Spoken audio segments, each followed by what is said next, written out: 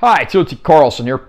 Several years ago, Disney took over Lucasfilm, and they actually started out doing a series of Star Wars anthology films, although due to mixed reception, they only ever completed 2 of them. I don't know if it's something we'll ever revisit, but today we're looking at the second of those 2 anthology films, one revolving around everyone's favorite scoundrel, Han Solo. This is Solo, a Star Wars story. I'm going to unbox this release and share my opinions. Nice cover art there with Alden Ehrenreich portraying the title character and a lot of the supporting cast. Back cover. Inside the package, we do get a Movies Anywhere digital code. And we get the film on Blu-ray, we get the film in 4K Ultra High Def, and we get a bonus disc as well. Chart the course for adventure. Buckle up for the ride of your life aboard the Millennium Falcon. Through a series of daring escapades, Han Solo befriends his mighty future co-pilot Chewbacca, forging a bond that will alter the fate of a galaxy.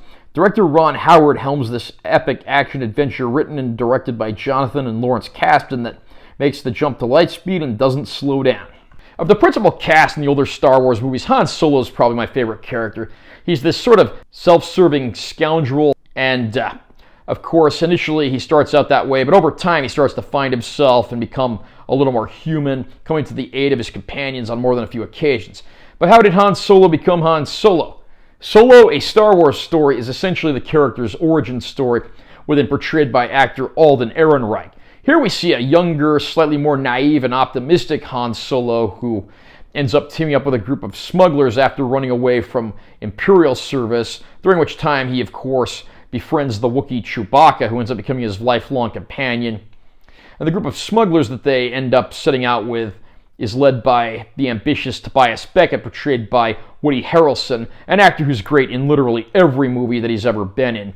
They end up, due to a failed mission, having to steal a shipment of coaxium, which is used to power hyperdrives, under the command of Dryden Voss, a crime lord portrayed by Paul Bettany, the actor probably best known for portraying Vision in the Marvel Cinematic Universe. Their journey takes them to the spice mines of Kessel, and on a journey across the galaxy through a treacherous black hole cluster to try to get their respective coaxium refined before it explodes. And this movie, I do think, is a bit on the hit and miss side, but I do have to say that overall, there's certainly more good than bad here. The true highlight of this movie for me, of course, would have to be Donald Glover portraying a young Lando Calrissian, and I hope this is a role that he gets to reprise in a later film.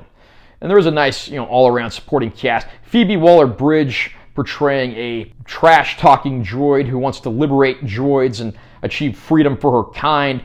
Definitely got a lot of laughs out of me. And of course, you even get to see things like how Han was first introduced to the Millennium Falcon, which one day became his personal ship, as well as when it was still under the ownership of Lando.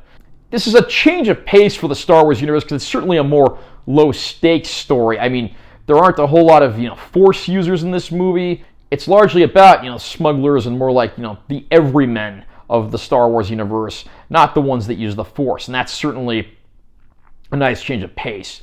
However, there are some issues here, namely the fact that the movie just tries to cram way too much into one movie. Anyone who's read up on Han Solo knows his backstory even without seeing this film, and it's like they just went through and checked off all the boxes and tried to make sure every one of those single pieces of information made it into this film, so it does feel a bit overstuffed at times.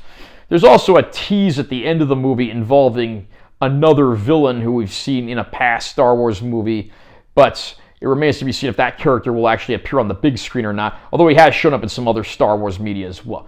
But I have to say, again, problems aside, Solo, a Star Wars story, is a fun and entertaining movie. The movie, unfortunately, has always looked a bit flat. It's never been a bright and colorful movie. It's always looked a bit dull and muted, so there's really only so much you can do on a 4K disc.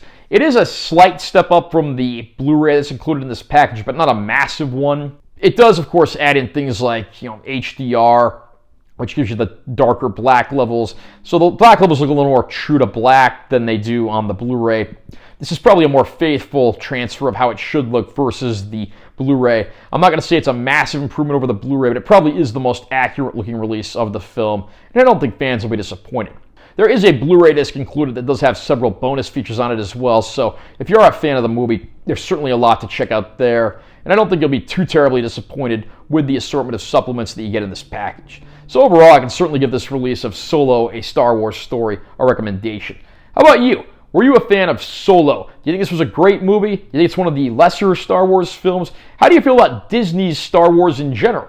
Comment down below and let me know what you think. Also, remember to subscribe to this channel for more content. I'm always posting new videos. And make sure you give this one a like if you found it helpful. I'm Taylor T. Carlson. See you next time.